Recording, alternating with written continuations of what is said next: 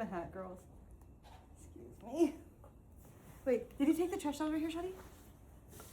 It was just a piece of goldfish. You got it? Okay, no, my Zen was in there. Just want to make sure it's gone. You're gonna... So sorry, pardon me, sorry. We have guitars and another guitar. Help! Can I turn on the lights? Guitar. Everywhere I look, there's another guitar. Why is there 3 guitars in this house? Why not? Am I only, is it just me that, like, when I see oranges like that, like, I just think of champagne, liquor, vodka? Like you just mix it? I thought you were what, girl? Whenever you're ready, Alina. What are you doing now? I have to be prepared in case I need it. In case I need a Zin is crazy. Whenever you're ready. Bibbidi bobbidi boop, okay? Where's Willow? Alright. Do you need your phone for the questions? Yes, girl, I got it. Thank you very much. Don't worry about it. Mom, I was thinking, what if I make up some money and I buy a ton of like plain black t-shirts in a ton of different sizes, like from like, you can get them at like Hobby Lobby. I get like 15 different shirts. And what if I design them and I paint them with bleach and make cool designs? We go to Venice Beach, we set them out, we sell them. That's a great idea. And I have some really good designs. That's a great idea. I've been wanting to do that, like a booth. And play your music the whole time. Even like, I can bring my guitar, even if we just set out a tarp. One time, my friend and I, a long time ago, is it called busking? Well, she played the guitar. And I like sang over her guitar. In Venice, it was very cute. I think I have videos of that on my phone still. Anyways, I thought that was That's a good idea. Lonnie. We're feeling it. Michael's too. Michael's has very price effective t-shirts. Okay, are you ready for the Q&A? This is a Q&A. Today is February 4th, not 3rd, 2026. I'm saying not 3rd because earlier at Islands. Anyways. What are you feeling like a Pizookie tonight after the meeting? I'm feeling like I could hang out with you guys for the rest of my life. I think I want a Pizookie after the meeting. And then all the lifetimes after that. I could do everything with you ladies and just have the best time in my life. I'm so grateful to be here. You haven't tried the Butterfinger yet. It's pretty bomb. I had it last night. We should have Pizookie. Pizookie? Okay, anyways. This is going to be an interview speaking about your first song, about mental health. My name is Alina, aka 69lives. This is Lonnie Bear, aka Distance. We're going to be focusing on mental health, identity, survival, and self-expression. You dig? But before we even get into this song, Lonnie, I got to ask you. How are you actually feeling right now in this moment? In this very moment, I don't know. I'm very chill right now. I feel like, I don't know, I'm very happy to be back at home from school because I kind of really hate my school. How old are you even? I'm 14 years old. I'm content with my wings. Happy to go to this meeting tonight. Happy to hopefully, maybe, possibly, probably, most likely gonna get a Pizookie. And I like horseshoes. She's good, dude. Well, this kid is good. You like horseshoes? Orange juice. Oh. I like horseshoes. Good. I'm glad.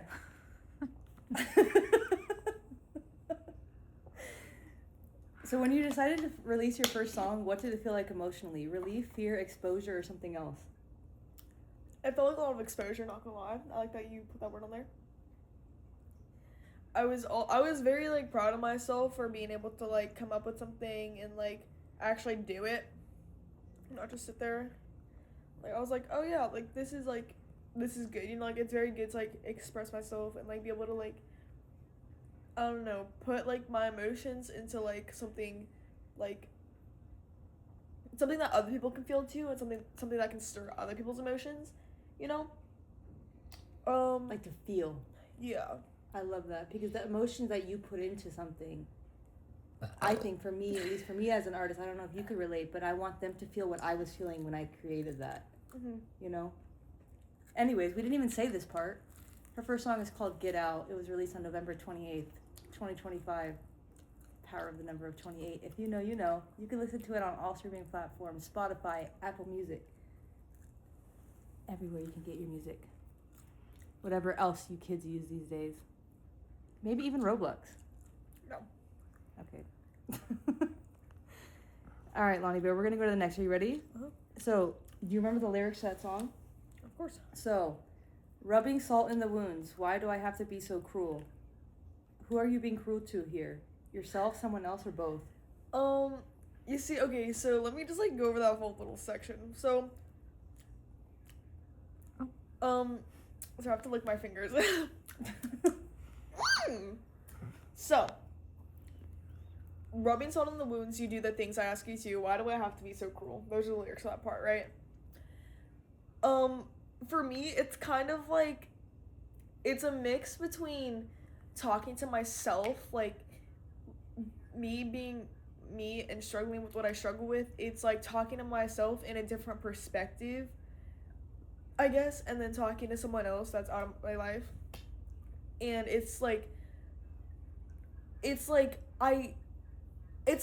self-sabotage. Like, I tell myself these things, and I do these things, and it's like rubbing salt in the wounds, you know? It's just like digging myself deeper. I do the things that I ask myself to, even though they're probably not the best things I should be doing. Or the person that's out of my life, the connections that we had, and it's just really like, you know, like, you have that wound and you're just rubbing salt on it, you're making it worse, you're making more pain, you're causing more pain for yourself and others.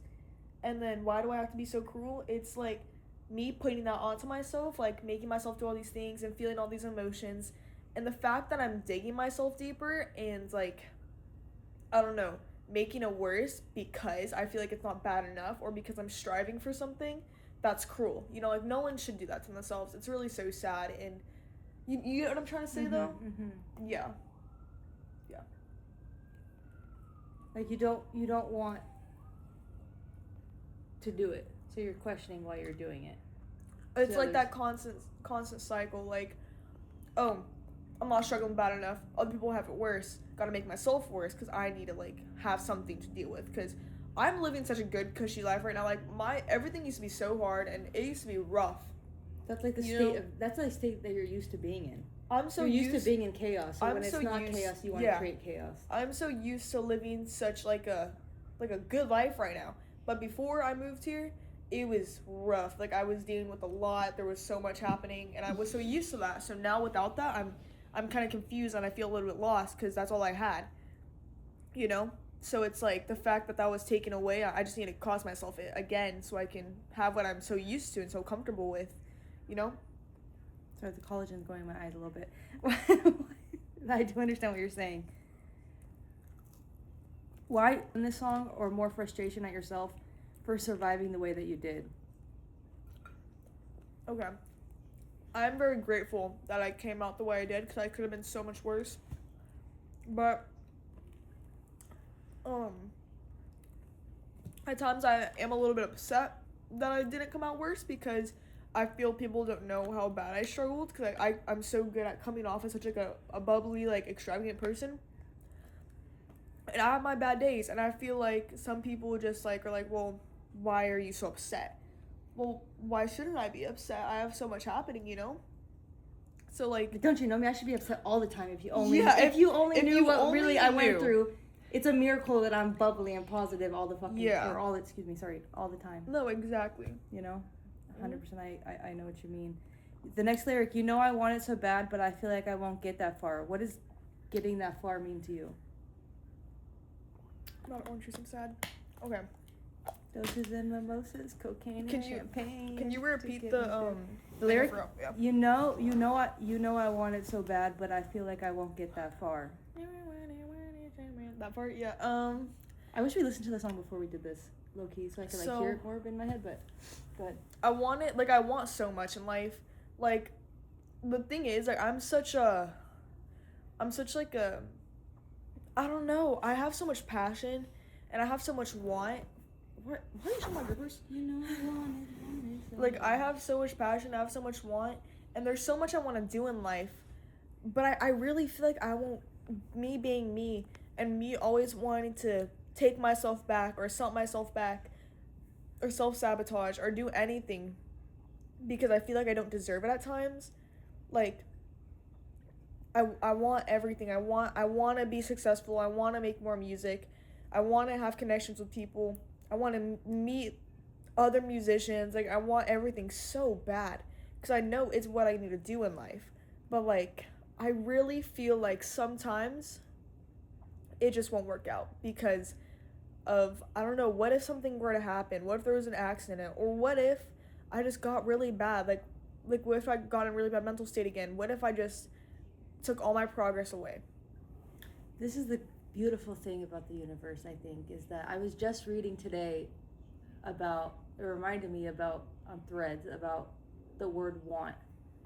When we say that we want something, we're stating that we're in a lack of it, you know? And you're saying, like, what if? I used to be like that too, Lonnie. Like, I used to think happiness cannot just stay. Happiness and achievement, if I'm at the top of a mountain, it's gonna, a bomb is destined to explode because it's always been the cycle of my life, you know? But what if it doesn't? What if it does work out? Like, if you could retrain, just for, like, yourself and for whoever's watching this, retrain yourself to say, I want something, you already have it, you know? Like, I'm making music, I'm doing these things, I'm successful. And I think that it'll work out for you. But the next question is for timing. Have you ever felt like wanting something deeply is scary because it makes you vulnerable? Yes, I am so big on vulnerability. Like, I'm so scared of being vulnerable with people. It makes me feel, I'm gonna be so real right now, it makes me feel weak. It makes me feel, like, I don't know how to put this into words. It really makes me feel weak. Like, one of my biggest things that I hate doing more than anything is crying in front of people because it shows a side of me that I don't want anybody to see it. Like, I don't want anybody to know that so many things affect me because I really am such a sensitive person. Like, every little thing makes me cry. And I hate people seeing that side of me because I want people to, when they think of me, I want people to think of, like, the tough, like, extravagant, like, well-rounded, like The persona that you show them. The person that I come off to be. And when someone can see that I'm not that, or when someone can see the real raw emotions that I feel, it makes me feel so powerless. Because I'm kind of a power tripper. I really do feel like if I'm lacking power, or if I'm not in the right headspace, or if someone is above me, that I feel like they have the control to take it away. I want the control to take it away, though. That's the thing. I don't want them to have the control. I want the control because I used to have no control in my life. I used to just let things happen that shouldn't have happened. And I don't want that anymore. I know that that's not helpful. That's not going to get me anywhere. So I hate feeling vulnerable. What was the question again? Sorry. That was a great answer. Have you ever felt like wanting something deeply scary because it makes you vulnerable? Yeah, exactly what I just said. So the next lyric is, I see the red, but all I want is white. Does that line represent chaos versus peace for you? Because red, I think, is a symbolic color of chaos, and white is actually a symbolic color of purity and a rebirth and stuff like that. That is not what those lyrics mean. I like that you I like that you correlate that with that, though. Mm-hmm. So I have to kind of censor my words for this part because it is kind of a graphic. Yeah. Oh, I can't say this then.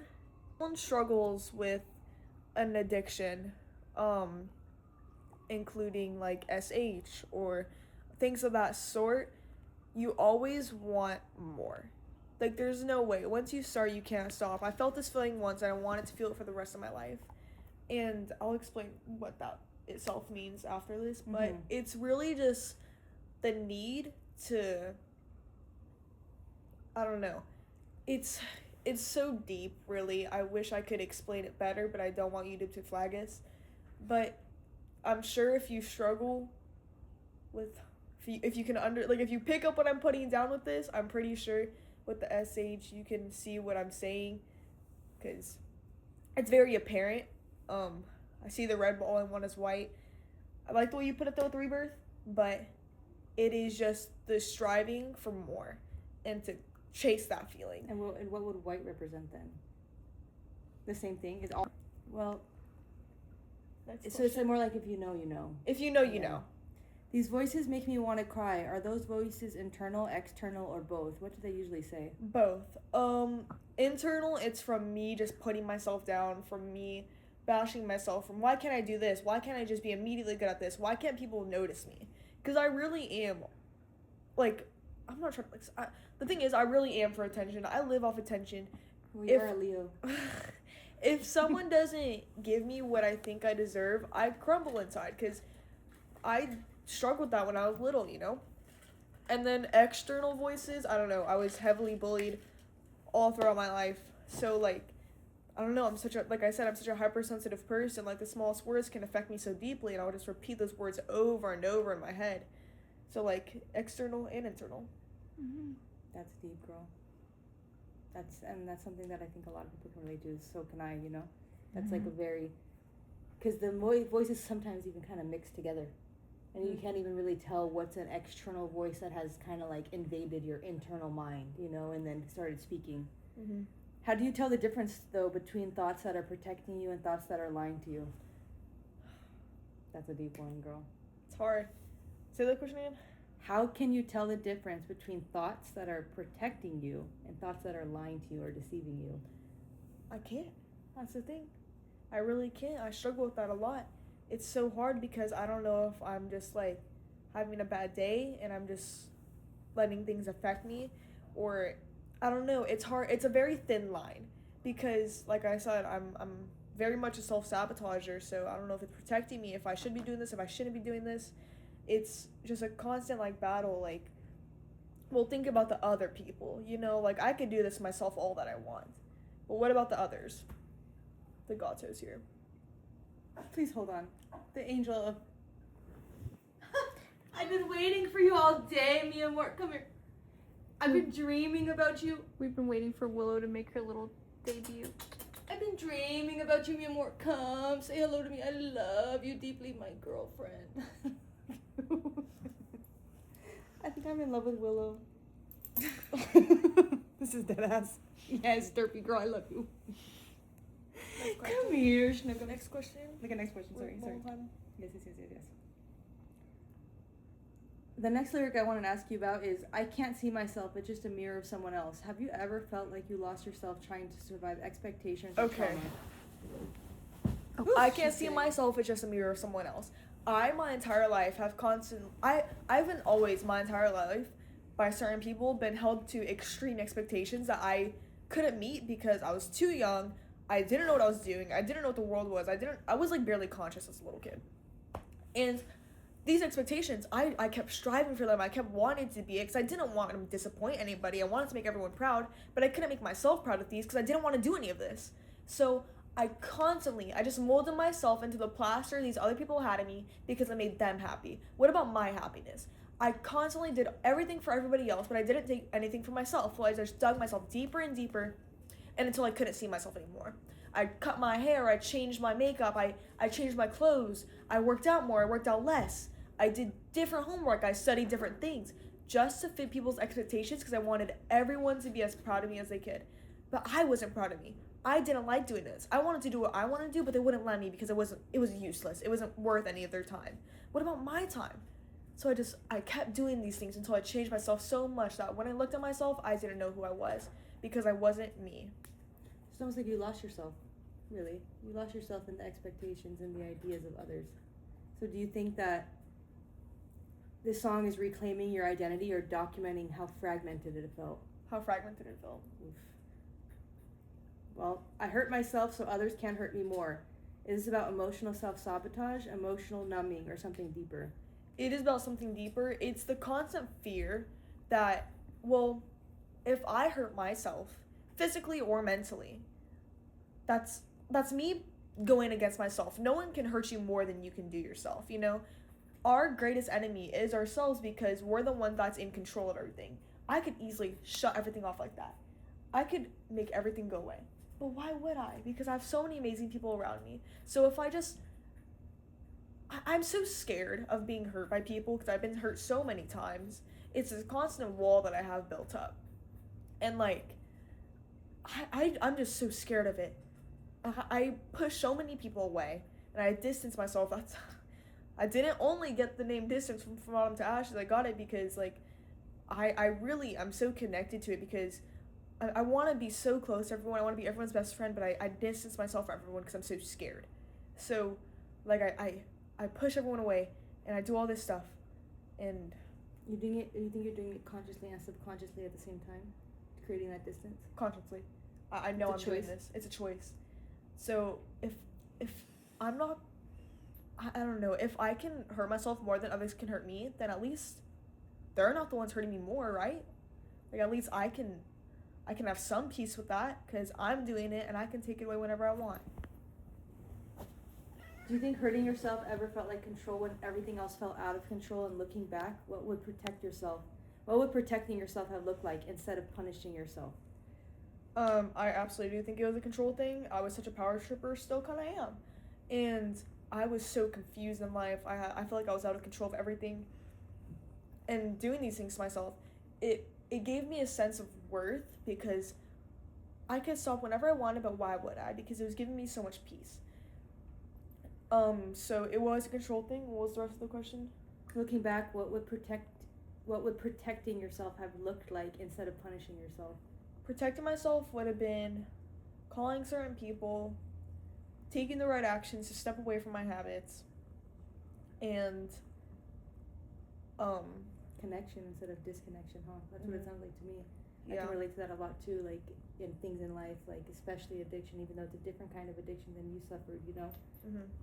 If I would have just reached out instead of created that barrier and that isolation, Right. We would have been more receptive, or I would have been more receptive to help. The next lyric is "Pull me out with your cold metal hands." Does that image feel like rescue force or something invasive? Invasive.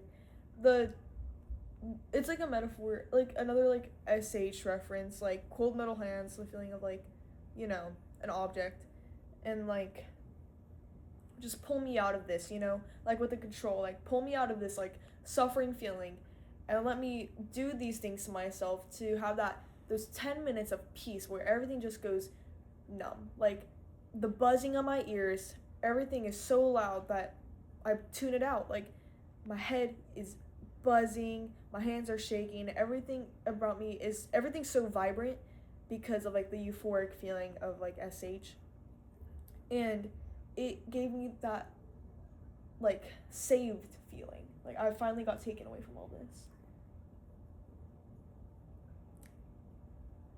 You're saying that the I'm trying to watch my words. The act of doing what you were doing was taking you away from the suffering that you felt like you were feeling, but suffering in a different way was escaping it. Yeah. Like creating pain was better than somebody else creating the pain for you. If you're in control of the pain that you're creating, Yeah. at least you're in control of it, as opposed to somebody else coming in and creating pain for you. Mm-hmm. It sounds like a different. It kind of sounds like it's very similar to ED to me. I think that's what it sounds like to me a lot. Like that's kind of the same basis for people. I don't know. If at least that's just what it reminds me of what you're describing. Like that. I'm sorry. Yes, that's okay. And remember, guys, like if you ever struggle with something, mentally, physically, like whatever, make sure, like just remember that there's people around you that can help. You're not alone in this. There's so many people that could relate, or that, oh damn, Willow can relate. that people can relate to, or there's so many people you can talk to, and I know it's hard feeling like that you're all alone in this, no one's gonna understand, but there are people who understand. I didn't think anybody would understand me until I met her. Like, Aww. there's so many things that happen in the world, but there's so many things you can do to make it different. If you're not satisfied with yourself or with what you're doing, you can take the actions to get better, you can take the actions to change, you can take the actions to, like, just improve your mental health and do whatever. Just remember, call 988 if you need it, text someone you're close to if you need it, do all the steps you need, just break these bad habits, don't suffer. My tears, I'll try and speed it up a little bit. So my tears feel like fiberglass. Does crying physically or emotionally hurt for you? Why? Emotionally it hurts, like I said, I hate being vulnerable. My tears feel like fiberglass. I feel like a part of me being breaking away, and I feel so upset and so angry at myself whenever I cry in front of someone, but like it physically, like it disgusts me because it makes me feel so powerless and so weak. So, yeah. You last me. I'm only just not going to comment on what you're saying just so we could get through these questions. Yeah. You last me, you liar. Who or what is the line directed toward? Both myself and someone else that I'm not in contact with anymore. Was it empowering or scary to let yourself sound angry in this song? It was empowering because I'm not one to really let my anger out on other people. I've never really screamed at anybody. I've never been in a fight with just anybody. I'm very kept to myself, and being able to express this anger, it was very therapeutic. So it was empowering. Yeah. Can't take you out of my mind, you life taker. What is a life taker for you? And do you see this song as a goodbye, a confrontation, or a reminder? Confrontation. And a life taker to me is someone that, even if they don't kill you, of course that's taking a life, but someone that takes away my life is someone that just takes me away from my passions and myself. They drain me to nothing. Do you see this song as a goodbye? I already asked you that. I'm so sorry. If someone listening to Get Out feels exactly how you felt when writing it, what do you want them to know? And what does healing look like for you right now? Not perfectly, just honestly. What do I want them to know? I want you to know that, there's so much in life, and whatever you want to do, just do it. Just do it. Just do it. That's all you gotta do. Talk. You just gotta take the time and remember, it's gonna feel a little bit, it's gonna be rough. But don't let that stop you. Don't let these little bumps on the road stop you from, I don't know, going to Hawaii. You just gotta take these time and take these actions and pull through it. Talk to anybody around you because, you can really be something amazing. Everybody can do something amazing. You just gotta let yourself, And it's so interesting because whenever you hear, I just gotta say this real quick, whenever you hear any kind of interviews like this, and let's remember, I wanted to say this, there's one more question after this, but this is Lonnie's first interview about her first song ever. I'm very honored to do this, because I know this is going to be the first of many. But you'll watch interviews of other musicians and artists and actors and people and business people who have success in life, who have done something. And they always say the same thing, just do it. And you're like, oh, that sounds so easy, but really, how do you just do it? And I think that you just allow yourself those thoughts that you have, beliefs that you have, whatever you really think that you can do, whatever reasons that you think you can't do them, you just got to do them anyways. And support and people and their opportunities will come once you just start doing it. If you could say one sentence to the version of yourself who wrote these lyrics, what would it be? One sentence. To heal yourself is to obey time. Dude, what? Stop. That is, how did and you know what's creepy? As soon as I asked her that question, I went back to islands in my mind right now. I remember that thing that you wrote to me, Lonnie? I showed it to your mom today. It was in my wallet. I think about that a lot. I just wrote that on the fly, and I think about that all the time. So I was like, how did I come up with that? It's so good. Okay. And Lonnie, I don't remember what the end of the game said, write a note to the other person. And Lonnie wrote to me, always call if you need, no matter how much it hurts. To take care of life, you need to obey time. And I looked at your mom today, and I was like, what kind of wisdom, huh? I read it today. What kind of prophetic? This is a 14-year-old kid. What kind of prophetic? In order to take care of life, you need to obey time. What in the wisdom? Okay? What in the prophetic? Okay, anyways. Thank you so much, Lonnie, for taking the time to do this interview with me. I feel honored. This is the first of many. Subscribe, comment, and if you relate, honestly, drop your Instagram tag in the comments. I will look at it and I will text you guys personally. Yeah, hit us up. Step Baddies YouTube, STEP Baddies. Follow Lonnie's music. If you need to talk to anybody, put your Instagram. I'll talk to you. If you need a vent, I'm here. I will support you because you're always supported by any one of us. Yeah, reach out to us. Reach out to Distance. Check out 69lives music. Like, comment, subscribe. Share this with your friends who need this. Huh? You said flight, comment, subscribe. Yes, Lonnie. Wait, what did I say? You said flight instead of like. Okay, bye. Bye. Okay, bye.